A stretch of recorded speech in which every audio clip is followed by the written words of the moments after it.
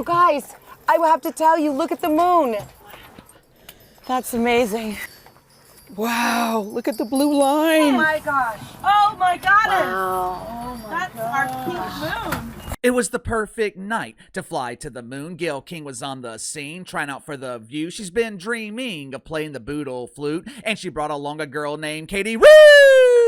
Just hit the east side, LGBT. We're flying into space, powered by boodle breeze. Katy kissed a girl she ended up liking. By the smile on her face, that girl was Gayle King. You know, I was not going to talk about this. I was not going to waste time talking about this absolute stupidity. I wasn't going to waste time talking about this supposed inspiration for young women. Hell, not just young women. Supposedly, this was inspirational to all women. Even the men who are pretending to be women were supposedly inspired by this. My inside sources are telling me that private doofus Rachel Levine wants to be the next birthing person to venture off into space.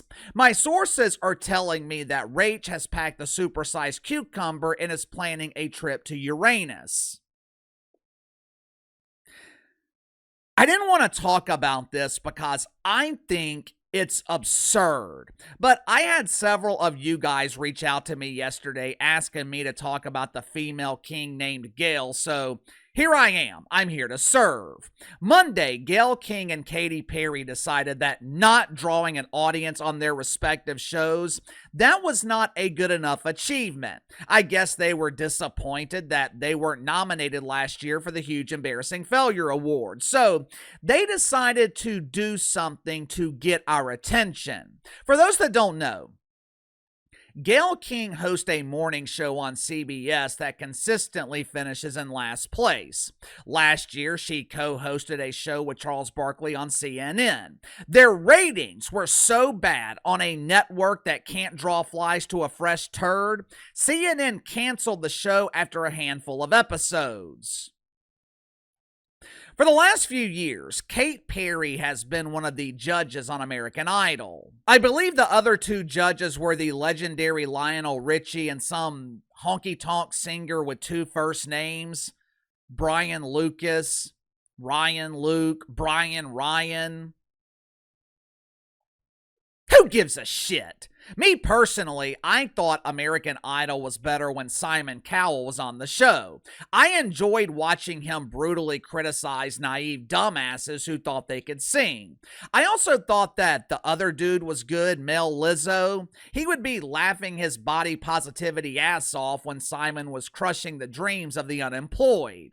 Apparently, I'm not the only one who thought that version of American Idol was better. When Simon and Mel Lizzo were on the show, American Idol was averaging 20, 30 million viewers. Katy Perry, she's got that number down to a cool 5 million. With their respective shows failing to draw mainstream attention, I guess Kate and Gayle wanted to do something extravagant to be noticed. So they decided to take a trip to the moon and invite along some of their Yenta friends. From the outside looking in, it looked like a collection of wannabe Yentas going through the initiation process to become official members of Club Yenta. The whoopee cushion from the view, she was there to provide the boodle breeze needed to lift this rocket ship into space. And joining Katy Perry and Gayle King for this voyage was Lauren Sanchez, Amanda Wynn, Aisha Bowe, and Carrie Ann Flynn.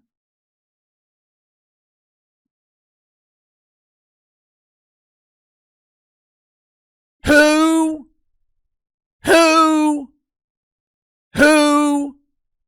and who?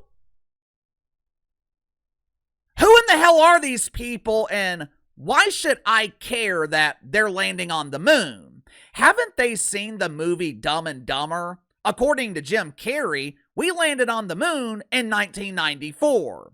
You know what landing I have been celebrating? I have been celebrating Rose O'Donnell landing in Ireland. That is a landing worth celebrating. But according to Gayle King, these ladies traveling to space, it's a very big deal. It's a sign of progress. Unfortunately for Gayle King, No one else cares. Make sure to like and subscribe. You can follow me on Twitter at KC_BTL84. Link to the second channel is in the description below. Today on the second channel, going to be talking about the ongoing destruction of the Dallas Mavericks. Nico Harrison finally spoke to the media yesterday after 2 months of complete silence. Only a handful of local reporters in Dallas were invited, and they were not allowed to bring anything that could record the press conference. We've got yentas landing on the moon, while the Mavs are going back to technology of the 1800s to hold a press conference. I don't even think pen and paper were allowed. The media had to write notes using rocks and chisels. This asshole, he would not even give them the benefit of using a scroll.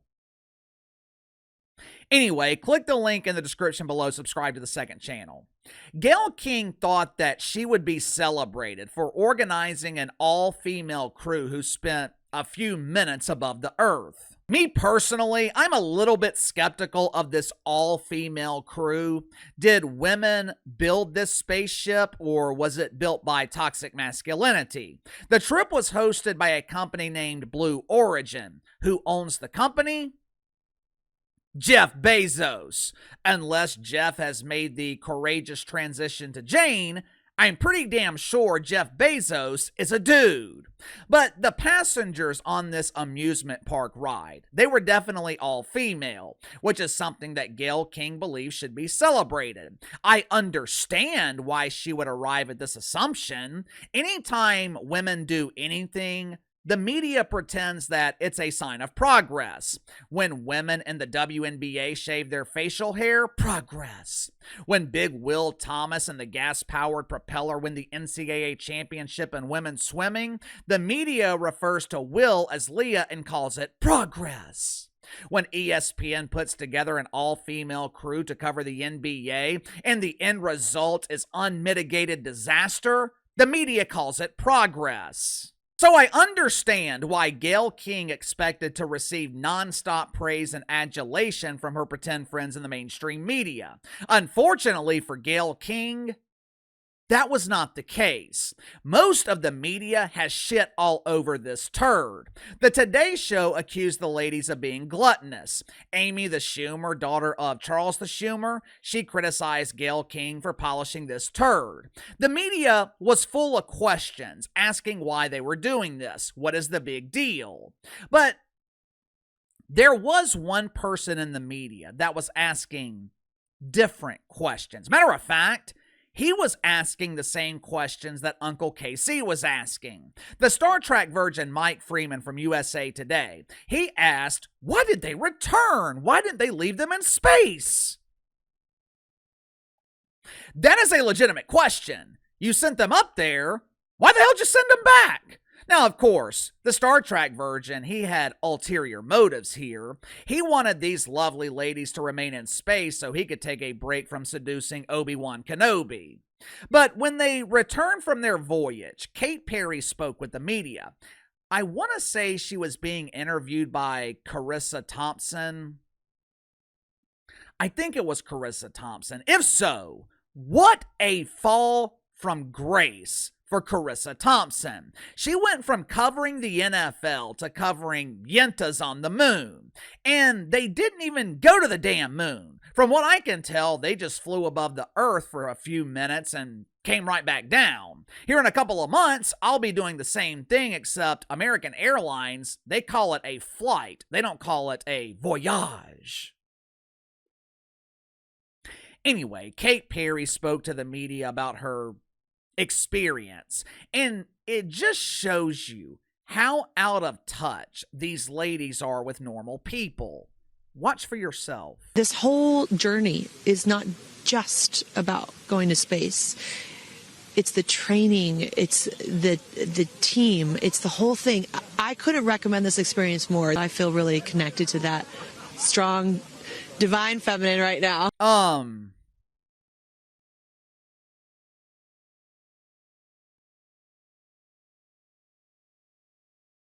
I mean, what do you say to that?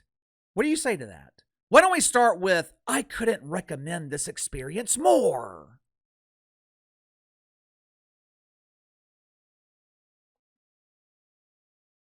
Who are you recommending this to? Who? Most people recommend trips to Six Flags. They used to recommend trips to Disney World, but even the Martians are refusing to send their prepubescent Martians to Disney nowadays. If they send their prepubescent Martians to Disney World, they're afraid they'll come back identifying as Venus. Normal people recommend trips to the Bahamas, maybe Europe. Katy Perry is urging people to travel to space. Ooh, it will change your life!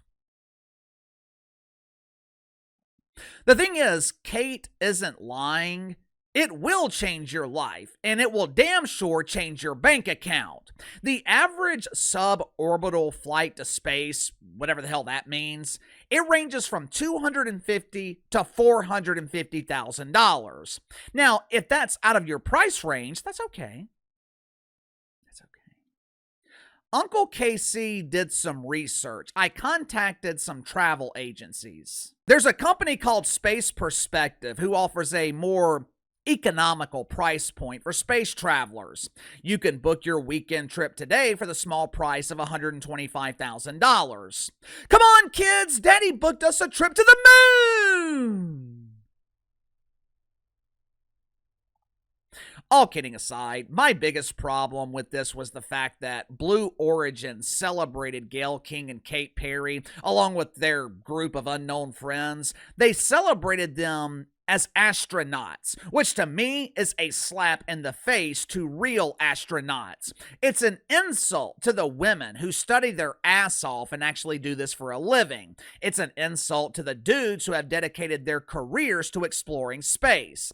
If I remember correctly, I want to say several weeks ago, Elon Musk, maybe it was NASA, I think it was Elon Musk, someone had to rescue a couple of astronauts from space. I don't remember all the details, but I want to say it was 2 women who were being rescued.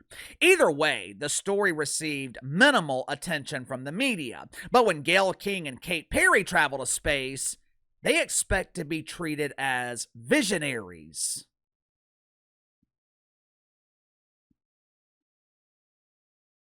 Give me your thoughts on this stupidity. Sound off in the comments below. I'll see you guys later.